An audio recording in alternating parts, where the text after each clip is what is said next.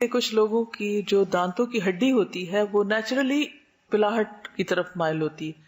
یعنی کچھ لوگوں کے دانت بہت چمکتے سفید ہوتے ہیں لیکن کچھ لوگوں کے پیلے بھی ہوتے ہیں.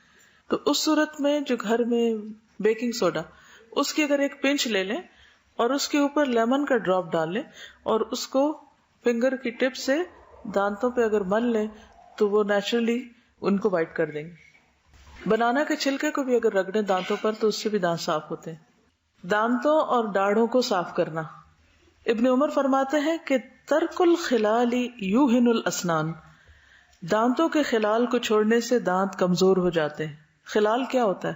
خلال کس طرح کیا جاتا ہے؟ دانتوں کے ذرات جو ہیں یا تو فلاس سے آپ کریں, آج کل تو فلاس وغیرہ ہے, ٹوتھ برش سے, یا پھر ٹوتھ پکس وغیرہ جو نیچرل ہو لکڑی کی, ان سے آپ کر سکتے ہیں. تو اگر آپ یہ خلال بالکل چھوڑ دیں تو ان حصوں کی ایکسرسائز نہیں ہوتی, یا وہاں پر خوراک کے باریک ذرات رہ جاتے ہیں جو سڑان پیدا کرتے ہیں, اس سے بھی اسمیل آتی ہے اور کئی بیماریوں کا باعث بھی بنتے ہیں.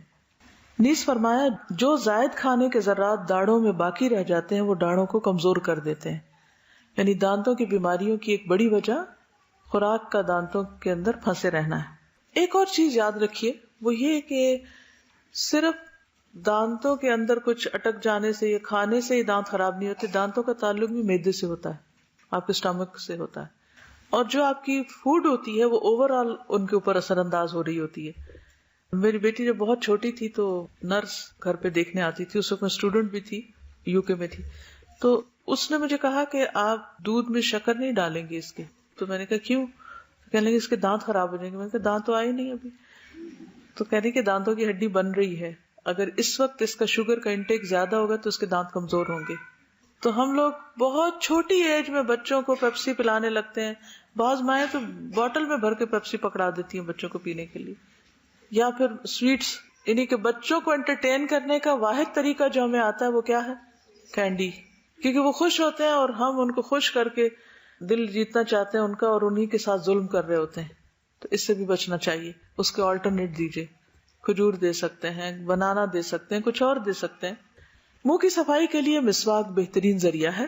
مسواک نہ صرف منہ کے تمام حصوں یعنی دانت, زبان, حلق, گلا, سانس کی نالی اور خوراک کی نالی کے ابتدائی حصوں کے امراض کے لیے بے حد مفید علاج ہے, بلکہ ثواب کا ذریعہ بھی ہے. رسول اللہ صلی اللہ علیہ وسلم کا ارشاد ہے, مسواک منہ کی پاکیزگی اور رب کی رضامندی کا ذریعہ ہے. یعنی جو شخص اپنے رب کو راضی کرنا چاہے وہ اس نیت سے مسواک کرے. آپ چاہتے ہیں کہ اللہ راضی ہو آپ سے؟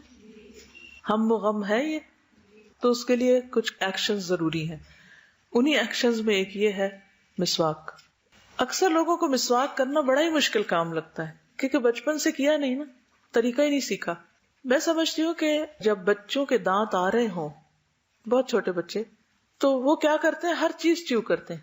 اگر آپ ان کو نرم مسواک پکڑا دیں, کیونکہ میری ایک بیٹی نے ایکسپیرینس کیا ہے, بہت چھوٹے بچوں کو نرم مسواک پکڑائیں, ان کو اتنی عادت ہے مسواک کرنے کی اور اتنی خوشی سے وہ اس کو چیو کر رہے تھے کیونکہ اس کے اندر سے جو کیمیکل نکلتا بھی ہے, جو اس کا لیکوڈ ہوتا ہے وہ ہارمفل نہیں ہوتا. ورنہ تو بچے پین منہ میں لے رہے ہیں اور کوئی گندی چیزیں منہ میں ڈال لیتے ہیں. لیکن یہاں پر عام طور پر سخت مسواک ملتے ہیں, ان کو نرم کر کے بھی بچوں کو دیا جا سکتا ہے. شروع میں ان کو نہیں استعمال کرنا آتا لیکن پھر کچھ عرصے کے بعد وہ شروع ہو جاتے ہیں, خصوصاً اگر بڑے سامنے کر رہے ہیں. رسول اللہ صلی اللہ علیہ وسلم نے فرمایا, طیبوا افواہکم بالسواک فانہا طرق القرآن. اپنے منہ کو مسواک کے ساتھ صاف کرو کیونکہ یہ قرآن کا راستہ ہے. اللہ کا کلام پڑھتے ہو تم اپنے منہ سے. اب دیکھیے جتنے بھی مخارج ہیں سارے کہاں ہیں؟ منہ کے اندر, یعنی منہ, حلق, گلا سب بیچ میں آ جاتے, زبان, دانت. اتنی خوبصورت بات ہے کہ یہ قرآن کا راستہ ہے. اگر منہ سے اسمیل آ رہی ہو اور آپ قرآن پڑھ رہے ہیں تو وہ اسمیل ساتھ والوں کو بھی جا رہی ہے, تو کیا فرشتوں کو نہیں جا رہی ہوگی؟ تو فرشتے دور نہیں ہٹ جائیں گے؟ تو کتنا ضروری ہے کہ مسواک کیا جائے. اور خصوصاً اگر روزہ رکھا ہوا ہو یا کوئی ایسی بیماری ہو جس کی وجہ سے آپ کو تکلیف ہو بیڈ بریتھ کی, تو اس صورت میں بہت ضروری ہے کہ آپ کثرت سے مسواک کرنے والے ہوں, ورنہ بعض اوقات دوسروں کے لیے اذیت کا باعث بنتا ہے. پھر وہی حدیث یاد رکھیں, مسلم وہ ہے جس کے ہاتھ اور زبان سے دوسروں کو تکلیف نہ پہنچے.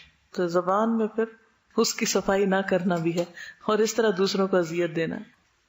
پھر یہ کہ اچھی طرح پورے منہ کو صاف کرنا چاہیے، صرف سامنے سامنے کے دانت نہیں بلکہ پورے دانت، باہر سے اندر سے، تالو، زبان، حلق، پیچھے تک، پورے مخارج کے جتنے بھی حصے ہیں ان سب تک مسواک لے جانا چاہیے.